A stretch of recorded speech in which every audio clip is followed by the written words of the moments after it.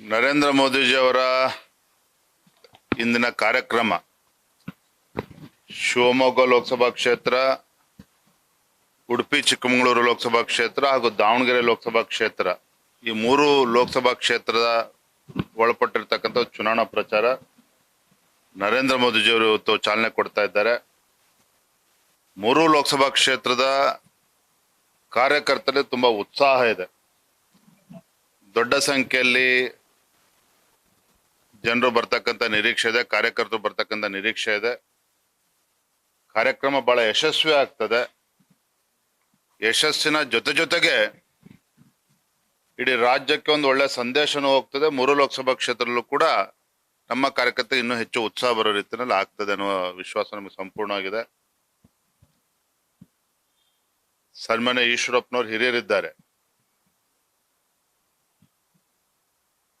ಸೂಕ್ತ ಸಂದರ್ಭದಲ್ಲಿ ಸೂಕ್ತ ಸಮಯದಲ್ಲಿ ಕೆಲವು ಪ್ರಶ್ನೆಗಳು ಉತ್ತರಗಳು ಕೂಡ ಸಿಗ್ತದೆ. ಅದನ್ನ ಈ ಸಂದರ್ಭ ಎಷ್ಟು ಮಾತ್ರ ಹೇಳ್ತಾನೆ, ಯಾವುದೇ ಲೋಕಸಭಾ ಕ್ಷೇತ್ರದ ಅಭ್ಯರ್ಥಿಯನ್ನು ಇವತ್ತು ಆಯ್ಕೆ ಆಗಿದೆ,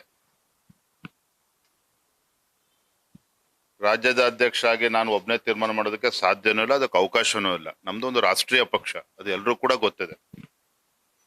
ಅಥವಾ ನಮ್ಮ ರಾಷ್ಟ್ರೀಯ ನಾಯಕರು ವಿಜೇಂದ್ರ ಮಾತು ಕೇಳ್ಕೊಂಡು ಅಥವಾ ರಾಜ್ಯಾಧ್ಯಕ್ಷ ಮಾತು ಕೇಳ್ಕೊಂಡು ತೀರ್ಮಾನ ಮಾಡ್ತಕ್ಕಂಥ ಪ್ರಶ್ನೆನೂ ಕೂಡ ಉದ್ಭವ ಆಗೋದಿಲ್ಲ. ಹಾಗಾಗಿ ಎಲ್ಲದಕ್ಕೂ ಕೂಡ ಕಾಲುವೆ ಉತ್ತರ ಕೊಡ್ತದೆ. ಒಂದಂತೂ ಸತ್ಯ, ನಮ್ಮ ಶಿವಮೊಗ್ಗ ಲೋಕಸಭಾ ಕ್ಷೇತ್ರ ಜನಪ್ರಿಯ ಸಂಸದರಾಗಿರ್ತಕ್ಕಂಥ BY ರಾಘವೇಂದ್ರ ಅವರು ಜನಾನುರಾಗಿಯಾಗಿ ಎಲ್ಲಾ ಕ್ಷೇತ್ರ ವ್ಯಾಪ್ತಿ ಬೈಂದೂರು ಒಳಗೊಂಡಂತೆ ಶಿವಮೊಗ್ಗ ಲೋಕಸಭಾ ಕ್ಷೇತ್ರದಲ್ಲಿ ಅತಿ ಹೆಚ್ಚು ಅಭಿವೃದ್ಧಿ ಕೆಲಸಗಳನ್ನ ಮಾಡಿದ್ದಾರೆ. ಪಕ್ಷಾತೀತವಾಗಿ ಇವತ್ತು ರಾಘಣ್ಣವ್ರನ್ನ ಬೆಂಬಲಿಸ್ತಾ ಇದ್ದಾರೆ. ಭಾರತೀಯ ಜನತಾ ಪಾರ್ಟಿ ನಮ್ಮ ಕಾರ್ಯಕರ್ತರು ಉತ್ಸಾಹ ಇದ್ದಾರೆ.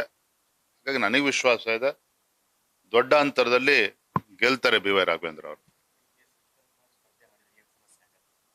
ಅದ್ರ ಬಗ್ಗೆ ನಾ ಈಗೇನು ಚರ್ಚೆ ಮಾಡೋದಕ್ಕೆ ಹೋಗೋದಿಲ್ಲ. ನಮ್ಗೆ ಈಗಲೂ ವಿಶ್ವಾಸ ಇದೆ.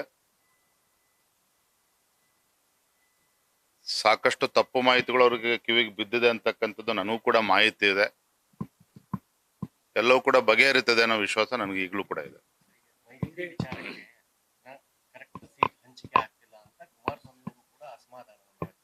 ಅದ್ರ ಬಗ್ಗೆ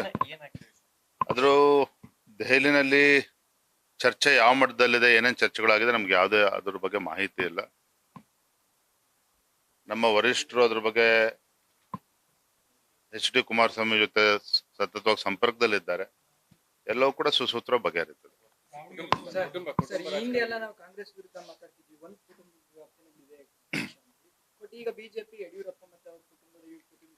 ವಿಜಯೇಂದ್ರ ಅವ್ರನ್ನ ರಾಜ್ಯದ ಅಧ್ಯಕ್ಷರಾಗಿ ಆಯ್ಕೆ ಮಾಡಿರ್ತಕ್ಕಂಥದ್ದು ಯಡಿಯೂರಪ್ಪನವರಲ್ಲ.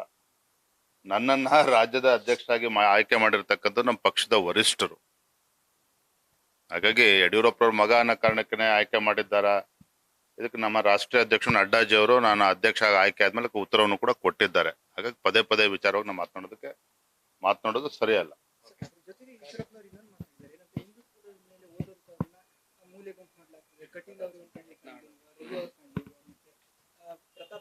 ನಿಮ್ಗೇನ್ ಹೇಳಿದೆ ಒಂದ್ ಮಾತು,